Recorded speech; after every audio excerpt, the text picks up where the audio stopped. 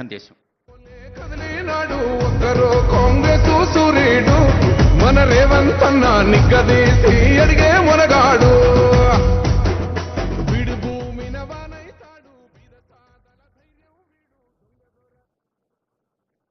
Integrated sub registrar కార్యాలయ ప్రారంభోత్సవ కార్యక్రమానికి సభాధ్యక్షత వహించిన రెవెన్యూ శాఖ మంత్రులు మిత్రులు శ్రీనివాసరెడ్డి గారు, కార్యక్రమంలో ముఖ్య అతిథులుగా నాతో పాటు పాల్గొన్న రంగారెడ్డి జిల్లా ఇన్ఛార్జ్ మంత్రివర్యులు దుద్దిల్ల శ్రీధర్ బాబు గారు, రంగారెడ్డి జిల్లా కలెక్టర్ గారు, స్టాంప్స్ అండ్ రిజిస్ట్రేషన్ శాఖకు సంబంధించిన అధికారులు, పోలీస్ డిపార్ట్మెంట్ సంబంధించిన అధికారులు, శేర్లింగంపల్లి నియోజకవర్గ ప్రాంతానికి సంబంధించిన కార్పొరేటర్లు, ఈరోజు ఈ భవన నిర్మాణానికి కార్పొరేట్ సోషల్ రెస్పాన్సిబిలిటీ నిధుల ద్వారా 30 కోట్ల రూపాయలు వెచ్చించి ఈ ప్రభుత్వ భవనాన్ని నిర్మించడానికి ముందు చేసిన అపర్ణ కన్స్ట్రక్షన్స్కు సంబంధించి ఉదయ్ రెడ్డి గారు, ఈ ప్రాంతానికి సంబంధించిన ప్రజలందరూ ఈ కార్యక్రమంలో పాల్గొని, అదేవిధంగా శాసనమండలి చీఫ్ విప్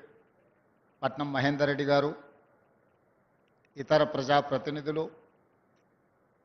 శేర్లింగంపల్లి నియోజకవర్గానికి సంబంధించిన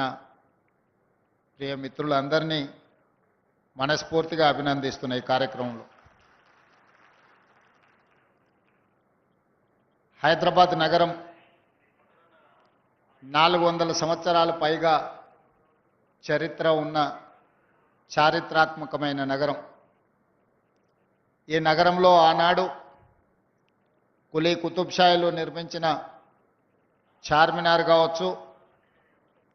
గోల్కొండ కోటలు కావచ్చు, నిజాం సర్కార్ నిర్మించిన ఉస్మానియా యూనివర్సిటీ నుంచి మొదలు పెడితే ఉస్మానియా హాస్పిటల్ వరకు, తెలంగాణ రాష్ట్ర శాసనసభ భవనం, ఇలా ఎన్నో చారిత్రాత్మకమైన కట్టడాలు నిజాం ప్రభుత్వం నిర్మించిన చారిత్రాత్మకమైన నగరంలో సికింద్రాబాద్ ప్రాంతాన్ని బ్రిటిషర్స్ అభివృద్ధి చేసి కంటోన్మెంట్ ప్రాంతాన్ని అంతర్జాతీయ స్థాయిలో ఒక గుర్తింపు రావడానికి వీళ్ళందరూ సహకరించారు. ఆ తర్వాత ముఖ్యంగా మాదాపూర్, కొండాపూర్, గచ్చిబౌలి, శేర్లింగంపల్లి, గోపన్పల్లి, వట్టినాగులపల్లి వరకు ఈ ప్రాంతాన్ని అభివృద్ధి చేయడానికి 94 నుంచి 2014 వరకు ఆనాటి ముఖ్యమంత్రులు చంద్రబాబు నాయుడు గారు, డాక్టర్ వైఎస్ రాజశేఖర రెడ్డి గారు ఈ ప్రాంతాన్ని అభివృద్ధి చేయడంలో 100 సంవత్సరాల నుంచి వీళ్ళందరూ నిర్విరామంగా కృషి చేయడం వల్ల ఈరోజు ప్రపంచ చిత్రపటంలో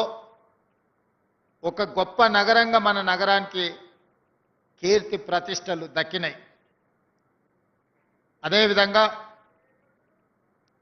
ఆనాడు టీడీపీ కాంగ్రెస్ ప్రభుత్వాలు తీసుకొచ్చిన విధానాలలో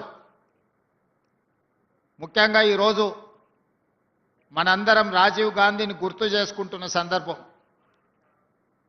గచ్చిబౌలి ప్రాంతం ఫైనాన్షియల్ డిస్ట్రిక్ట్ కావచ్చు, లేకపోతే నాలెడ్జ్ పార్క్ ప్రాంతం కావచ్చు, రాయదుర్గం ప్రాంతం కావచ్చు, ప్రపంచంలో ఉండే 500 ఫార్చ్యూన్ కంపెనీలలో 85 ఫార్చ్యూన్ కంపెనీలు ఈరోజు ఈ ప్రాంతంలో వాళ్ళ కార్యక్రమాలను నిర్వహిస్తున్నాయి. ఐటీ దిగ్గజాలైన ఇన్ఫోసిస్, మైక్రోసాఫ్ట్ నుంచి మొదలు పెడితే గూగుల్ లాంటి సంస్థలు ఈరోజు ఇక్కడ అత్యధిక ఉద్యోగ అవకాశాలు కల్పించిన టీసీఎస్,